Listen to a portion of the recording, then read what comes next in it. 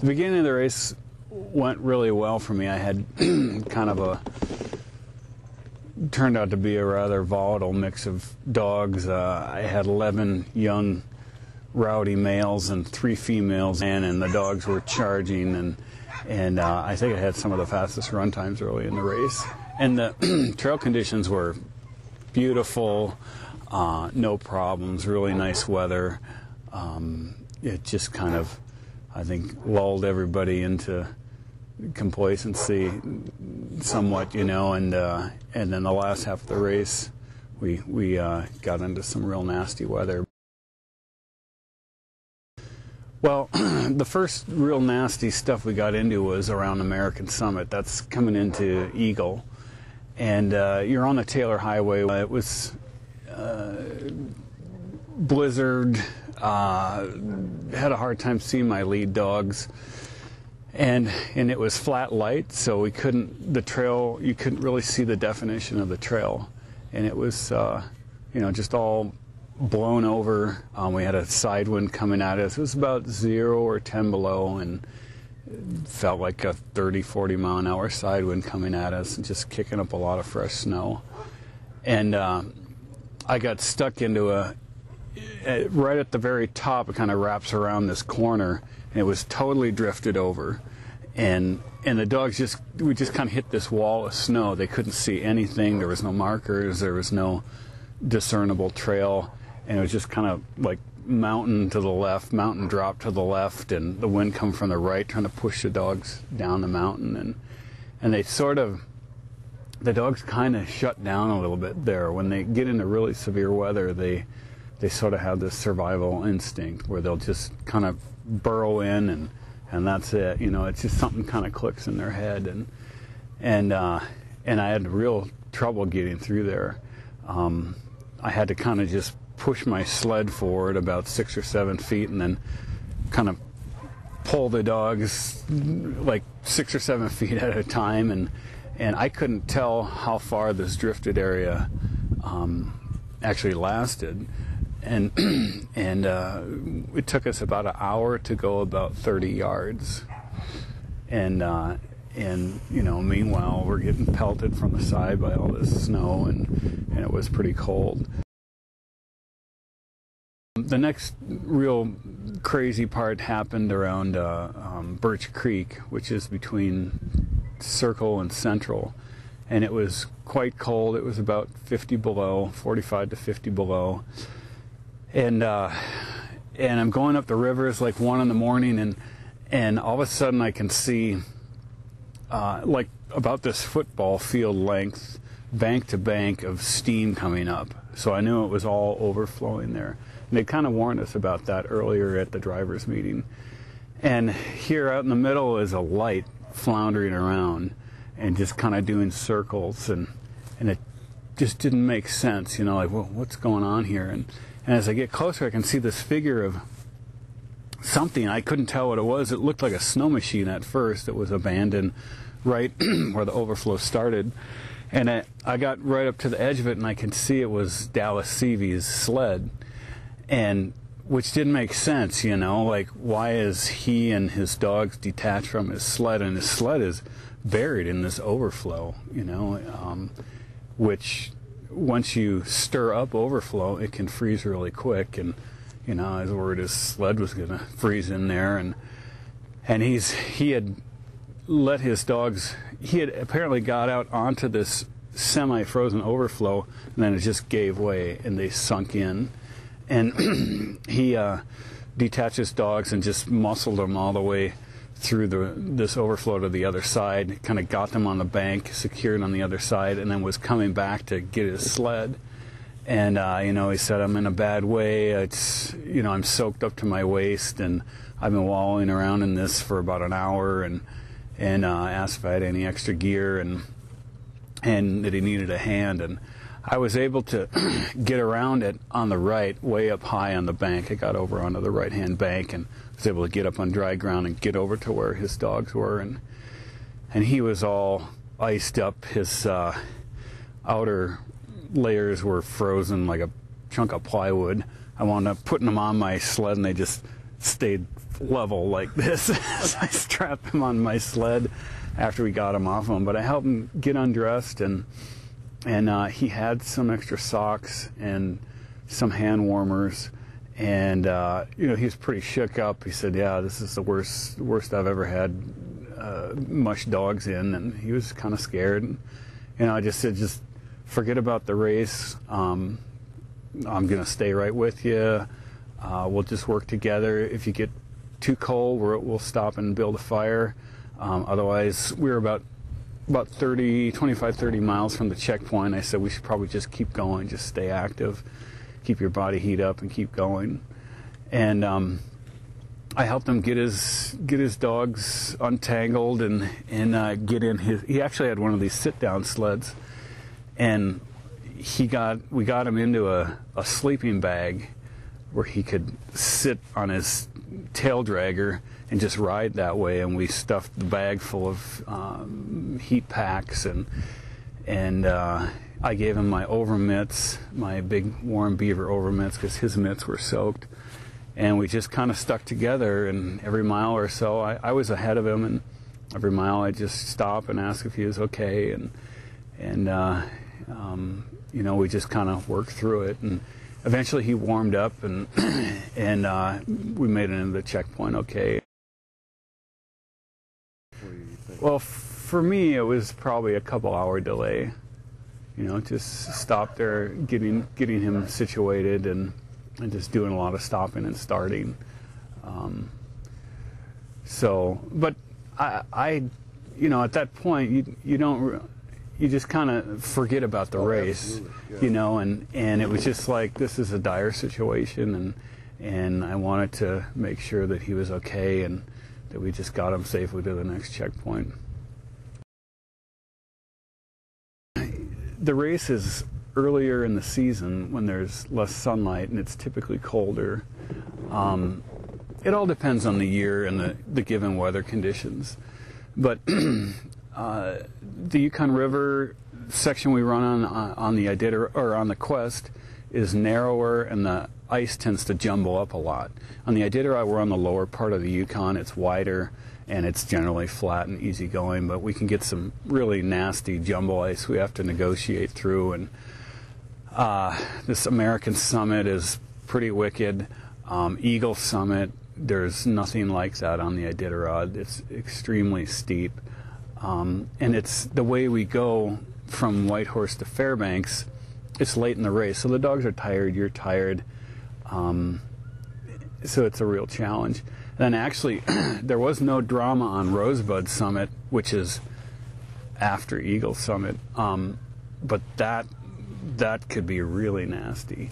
You're above tree line for about 4 or 5 miles, just running right along the top of this knife edge ridge that's totally exposed, and it looks like, to me, if it blew up there, it'd be pretty nasty. And then the checkpoint distances are further apart, so you don't have that kind of security in the back of your mind, like, okay, I just have 20 miles to go to the next checkpoint, or 30 or 40.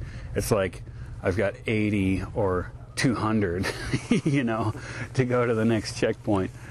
So you see a lot of teams that scratch because they get to a checkpoint, and like I say, it's not like 30 or 40 miles to the next checkpoint where maybe they could kind of limp along. It's like 200, you know, or whatever it is, 80 to 200 miles to the next checkpoint. So it's more tempting for teams to scratch in the Quest for sure. The guy leading the race, kind of the rabbit, was Hugh Neff, and he was way ahead of us, and we almost just sort of rode him off because he had such a big lead. And leaving Central, they said that they told us, based on the trackers, that he was stuck up on Eagle Summit, and he had trouble on Eagle Summit in years past. So, but actually, right when we left, they said that he had gotten over, and I don't know how that transpired, but as I was approaching Eagle Summit, another guy, Dan Caduce, came down off the summit back towards Central, and we crossed paths, and he said, "Oh, it's terrible up there, you can't see anything. My dog spun around on me 3 times. They couldn't find the trail. Hugh Neff is stuck up there. His hands are frozen, and I wouldn't even try it. And I almost just kind of went on his word and spun around there, but because his team was really strong, he was coming on really strong. His team was way faster than mine.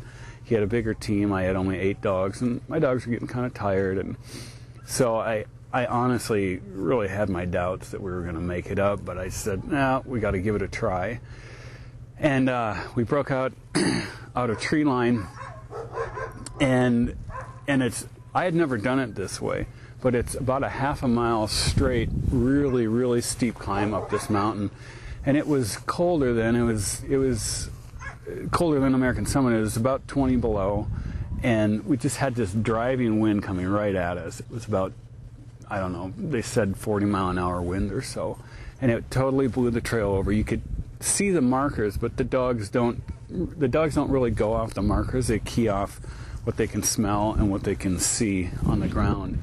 So they really couldn't see anything. They couldn't decipher the trail, and my leaders spun once left, once to the right, another time to the left, and I realized that the only way I was going to get up the mountain was if I played lead dog.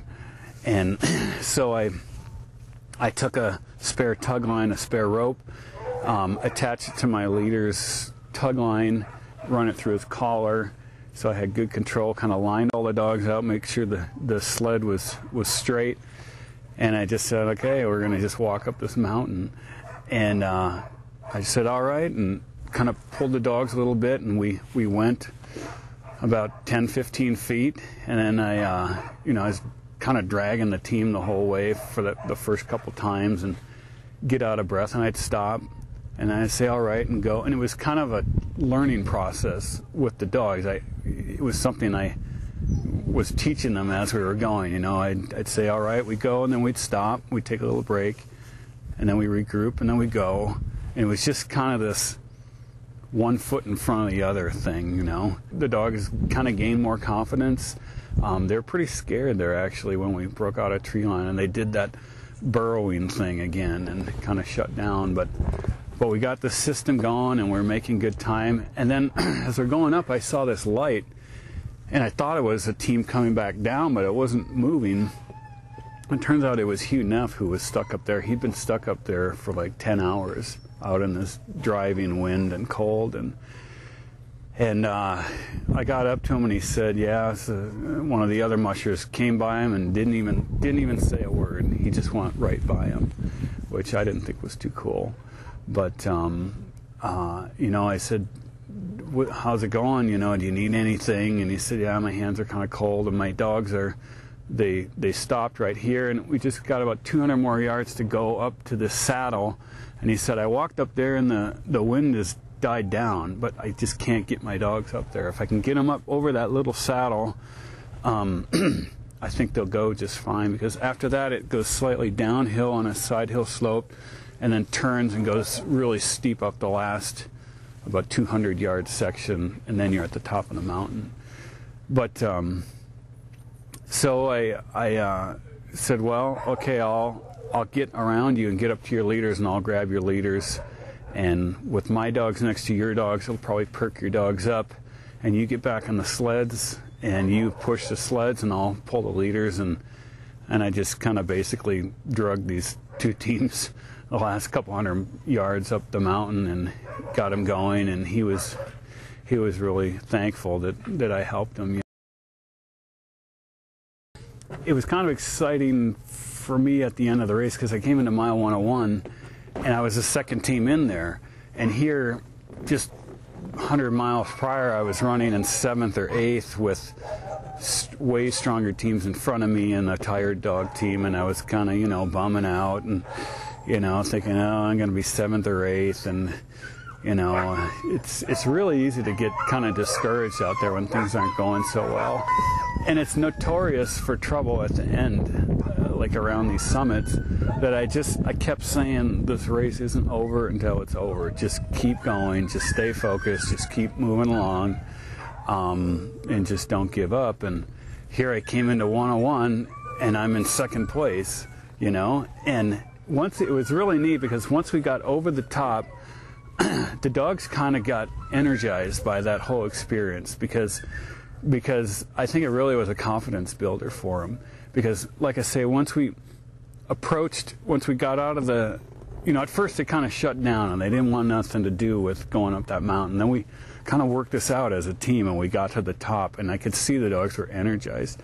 And we came flying into 101. I mean, all of a sudden I had a team that was really tired to a team that was just full of energy, and it was all in their head, you know.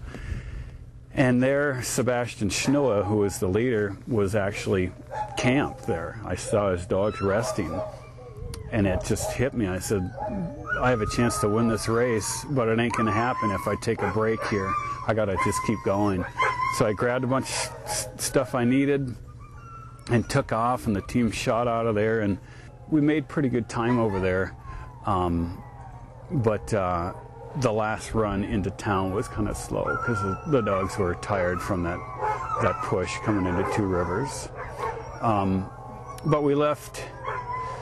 I actually got a time penalty because in all the flurry in 101, I forgot to sign out.